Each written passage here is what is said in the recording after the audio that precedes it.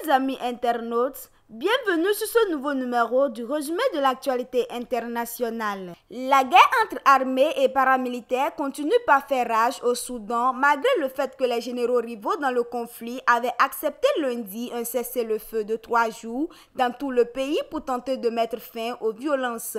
Plusieurs pays mènent des opérations de rapatriement de leurs ressortissants.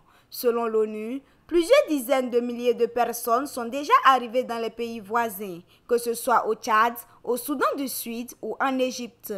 Poursuivons avec la série de découvertes macabres de corps d'adeptes d'une secte après avoir suivi un jeûne extrême pour rencontrer Jésus. Au Kenya, le leader de l'Église internationale de Bonne Nouvelle aurait dit à ses disciples de jeûner jusqu'à la mort pour rencontrer Jésus. Les recherches ont permis de retrouver près de 100 corps dans une forêt de l'est du Kenya. Le chef de cette église s'est rendu à la police qui le recherchait. Les enquêteurs découvrent chaque jour avec horreur l'ampleur de ce massacre dans lequel figure une majorité d'enfants ont confié à l'AFP 3 sources proches de l'enquête.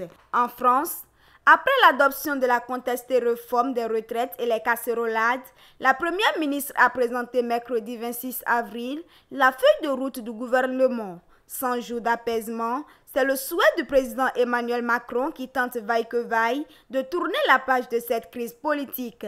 Dans cette feuille de route, la question de l'élargissement de la majorité est aussi évoquée. Refermons la page des informations avec cette nouvelle. Le président américain Joe Biden a annoncé mardi sa candidature à l'élection présidentielle de 2024. S'il est réélu, il achèvera son second mandat à l'âge de 86 ans. Une perspective qui inquiète de nombreux Américains, même dans le camp démocrate.